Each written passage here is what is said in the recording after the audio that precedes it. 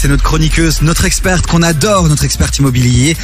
Evelyne Gillon est avec nous. Comment ça va? Ça va super bien, Davy. Salut Chloé. Coucou, tu es magnifique. Tu as fait une nouvelle coupe de cheveux. Je suis fan de chez Fan, sache-le. Et vous allez pouvoir aller voir justement cette nouvelle coupe de cheveux sur ton Instagram parce que tu as mis une petite photo.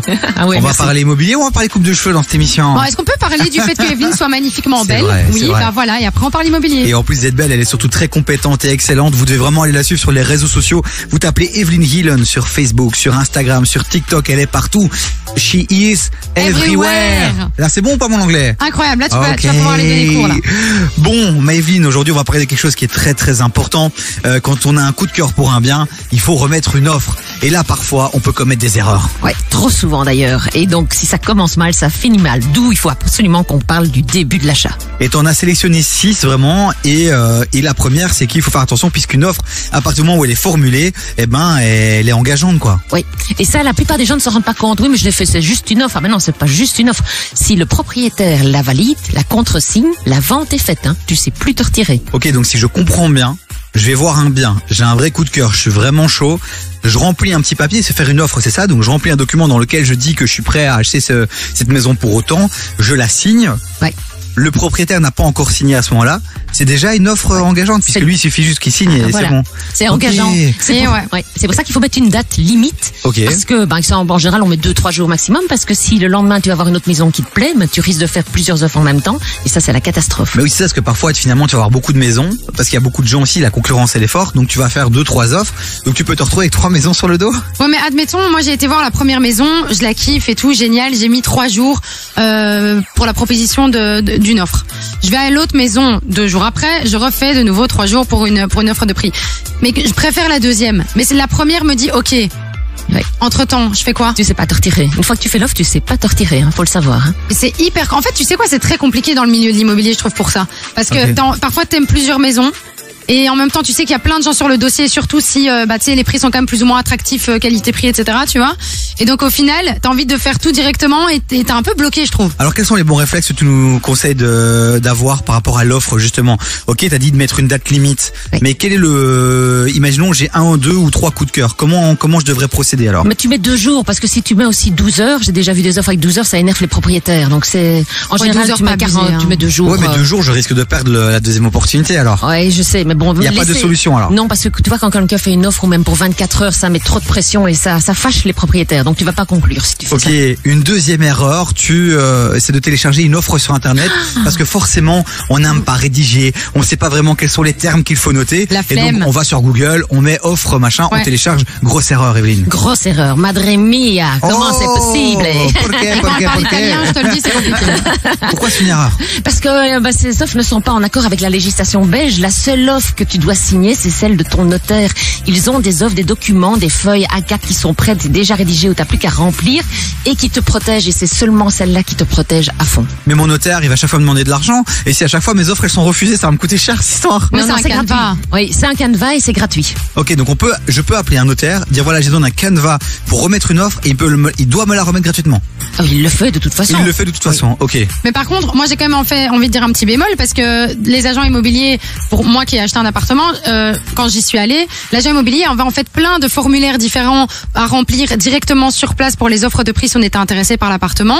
Ce que moi à l'époque j'ai fait parce que je m'y connaissais pas. Mais donc moi j'ai rempli l'offre de l'agent immobilier.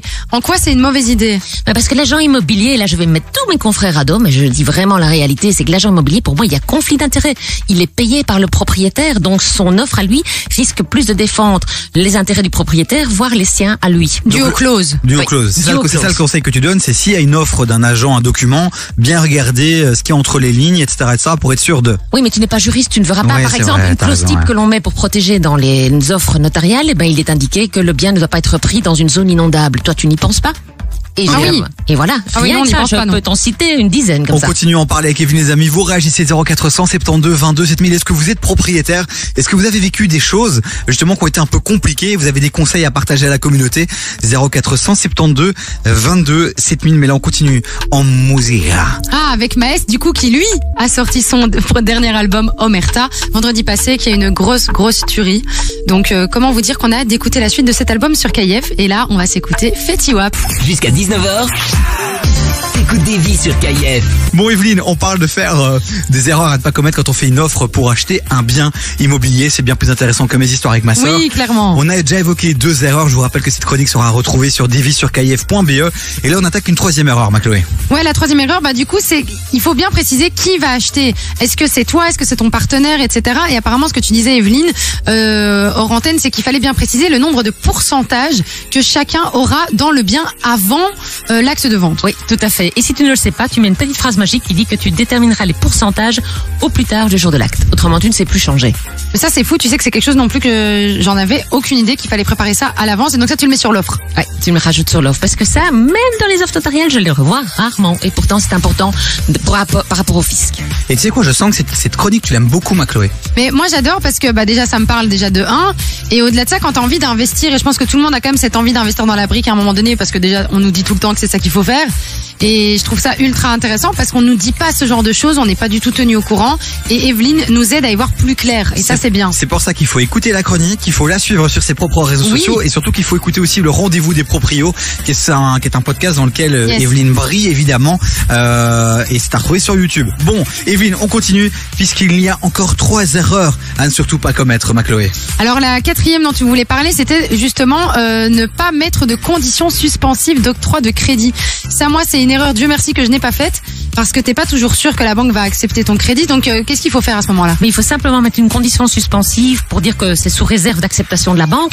Et trop souvent, moi, je vois des amateurs qui disent oui, mais j'ai un bon salaire, j'ai déjà l'accord de la banque. Ben, l'accord, c'est pas un tableau de simulation. Ouais. Et puis au-delà de là, il y en a qui me disent oui, mais j'ai de très bons revenus, j'ai des bons fonds propres. Je dis oui, mais est-ce que vous savez qu'il y a des banques qui refusent les crédits si par exemple le PEB est mauvais, le certificat énergétique? Est-ce que vous savez que la banque refuse s'il y a une infraction urbanistique? Ah non, ben voilà, vous allez déchanter. Protégez-vous. Evelyne, t'as encore 5 minutes? Bien tu peux sûr. rester avec nous. Il y a DJ Abdel qui arrive dans un instant. Elle a toute la journée, Evelyne. Et là, il y a Zola avec Tia Cole. Elle a toute la journée, Evelyne. Vous voulez investir, vous faire un max de moula dans l'immobilier, réagissez 0472 22 7000, on vous attend 27 000. 22 7000. On vous attend sur le WhatsApp de l'émission, les amis. Jusqu'à 19h. Écoute des vies sur J'ai eu KIF. très très peur. Avec quoi, C'était je fais- middle quand même. Je fais le Mexicain. Non, mais c'était Funk You, j'ai eu très très peur. Ah, mais toi, tu vois, tu es salace. Mais non, tu je es pensais que t'allais sale. dire Thank You. Thank you. Ok, bien joué. Ah, Putain, elle m'a eu, oh là là. Evelyne Gillen est avec nous. On parle immobilier, c'est notre experte. Vous le savez, 16h30. On ouvre les portes du studio aux experts les plus stylés de Belgique. Et là, on a Evelyne Gillen qui nous parle immobilier. Ah bah c'est la best, hein, Evelyne. Si vous allez checker sur TikTok, sur Instagram ou notamment si sur YouTube pour des vidéos plus longues, vous allez avoir vraiment toutes les infos dont vous avez besoin dans le domaine de l'immobilier. En plus de ça, avec une good vibe incroyable et des outfits aussi hyper chouettes. Donc Evelyne, c'est quelque chose quand même. On parle des erreurs à ne pas commettre quand on fait une offre. On en a déjà balancé 4. Il en reste 2, ma Chloé. Ouais, bah justement, tu parlais, Evelyne, de tout ce qui était que les crédits parfois n'étaient pas accordés à cause d'infractions ou d'irrégularités. Qu'est-ce que tu peux nous dire en plus par rapport à ça pour aider nos auditeurs? Eh ben, hélas, que ce soit à Bruxelles ou en Wallonie, dans plus de 75% des cas, il y a une infraction urbanistique. Alors, soit c'est mentionné sur le document, soit ça ne l'est pas, et tu en hérites quand même, parce qu'il y a une petite phrase magique de nos fonctionnaires qui dit que ce n'est pas parce qu'il n'y a pas d'infraction qu'il n'y en a pas, mais tu en hérites et les emplets qui vont avec. Et donc, c'est important au moment de C'est chaud, quand faire même. l'offre ou avant de faire l'offre. À quel moment? C'est quoi? C'est d'aller se renseigner directement à la commune, alors, ça? Dans l'offre, tu mets que tu achètes sous réserve qu'il n'y a pas d'infraction et d'irrégularité urbanistique. On va pas rentrer Ok. dans le côté juridico. Mais oui, Et mais cette tu- petite phrase, répète une fois cette petite phrase. Donc tu mets dans l'offre que tu achètes sous réserve qu'il n'y a pas d'infraction Ok, ça ou te protège. d'irrégularité Ok. urbanistique et tu files à la commune avec la petite vidéo que tu as faite. Évidemment, tu as demandé au propriétaire ou à l'agent discrètement, mais tu dis pas que c'est pour l'urbanisme. Ou Oui. les photos, mais une vidéo c'est encore mieux. À l'avant, façade avant, façade arrière, à l'intérieur et tu montes ça à l'architecte. Si tu regardes les plans, tu essaies de voir s'il n'y a pas une terrasse qui a été recouverte, une annexe qui a été construite, un balcon qui est fermé. Mais justement, toi, tu me disais en plus, ce qui est assez fou, je le savais pas, c'est que les châssis sont quasi tous en irrégularité. J'en avais aucune idée. Les châssis en PVC, alors j'ai l'impression que tout le monde en a maintenant. Ouais. Ça, apparemment, par exemple, c'est une infraction. Oui, à Bruxelles, la plupart du temps, les châssis en C'est dingue, façade quand même. avant, en PVC, sont une infraction. Ouais, c'est Oui, un parce sacré que problème. les documents, les plans datent d'années où on faisait ça en bois. Voilà. Et donc, comme personne n'a eu ce réflexe finalement de mettre ça à jour, etc., Oui, du coup, tout le monde est en infraction, mais c'est quand même assez fou de c'est se dingue, dire ouais. que ça n'a toujours pas été modifié du côté de l'urbanisme. Bon, après, je pense pas que c'est l'infraction qui est la plus casse-couille Non. à régulariser, mais ça reste toujours des démarches Certes. administratives qui sont toujours un peu Chiantes. ennuyantes. Ouais. Allez, une dernière erreur à ne pas commettre, ma Chloé. Bah du coup, une erreur à ne pas commettre, ce serait d'oublier de mettre un délai de validité de ton offre. Autrement, elle va perdurer dans le temps. Et ça, Oui. je n'avais pas non plus cette info. Oui. On en a parlé brièvement tout à l'heure, donc de mettre maximum 2 jours, comme ça te permet de faire une offre sur un autre bien si tu le vois. Et également la validité, on l'oublie souvent pour l'acte, parce qu'on dit toujours que l'acte authentique notarial est passé dans les 4 mois du Oui. compromis. Mais aujourd'hui, il faut presque parfois 2 mois pour signer un compromis, si pas plus. Donc si tu ne mets pas une date fixe, tu vas te retrouver peut-être en septembre. Aujourd'hui, Ah si ouais. vous signez une offre, mettez dans l'offre que vous voulez passer l'acte au plus tard, le 30 juin. Evelyne, tout ça me donne mal de tête. Petite question, c'est vrai que tu disais qu'un agent immobilier était plutôt le gars du côté du propriétaire. Imaginons, moi ça me saoule tout ça.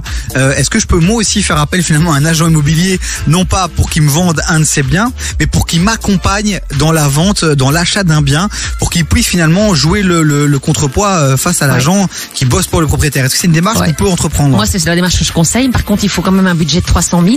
Ouais. Et ce sont oui. des agents immobiliers acheteurs et pas vendeurs. Mais ça va te coûter le même tarif qu'un agent classique, c'est-à-dire 3,63% du montant que tu achètes. Mais C'est quand même un budget. Hein. mais il va certainement pouvoir te faire gagner de l'argent en achetant bien. Ok. Moi, j'aimerais bien juste qu'on fasse peut-être vite fait un petit récap du coup de l'offre. Ouais, rapidement penses parce qu'on n'a plus beaucoup de temps. Rapidement. Bah, en gros, l'offre, il faut qu'elle soit faite par le notaire. Il faut que tu rajoutes une date pour le compromis et une date aussi pour la validité, la durée de l'offre. Faut aussi dire que ce sera sous réserve d'acceptation du crédit par la banque. Également sous réserve qu'il n'y ait pas d'infraction ou d'irrégularité urbanistique. Et alors aussi de bien préciser si vous êtes à plusieurs, combien de pourcentage auront chacun sur l'offre aussi, faut l'indiquer. Oui. Bon C'est ça, résumé, hein. Evelyne. Souriez. Si vous faites une offre, souriez. Soyez hyper agréable parce que c'est comme ça qu'on fait des affaires. Merci Evelyne d'être passée encore dans ce studio. On te remercie mille fois. On te retrouve la semaine prochaine ou dans 2 semaines. Les chroniques d'Evelyne à retrouver sur Divi, sur kf.be et puis toutes ces séquences à elle à retrouver sur tous ses réseaux sociaux. Evelyne Hillen, si vous avez des questions sur l'immobilier, si vous comptez acheter, n'hésitez pas à nous envoyer des questions. Nous, ce qu'on fait souvent, c'est qu'on envoie les questions à Evelyne et puis c'est le début d'une chronique ici dans l'émission. Donc n'hésitez pas à envoyer des questions, même ici maintenant. Si vous nous envoyez là maintenant, dans les 5 prochaines minutes, on va avoir Evelyne qui vous répondra. Rapidement, une petite question, un commentaire. Bah, je dirais juste le numéro de téléphone. Du coup, si vous l'avez pas encore noté, c'est le 0472 22 7000. C'est le numéro WhatsApp de l'émission. Donc n'hésitez pas dès maintenant. Zola à côté son, mais juste avant, ce sera Coil Ray. Merci Evelyne. Avec plaisir. Les amis, on Salut. reste ensemble jusqu'à 19h.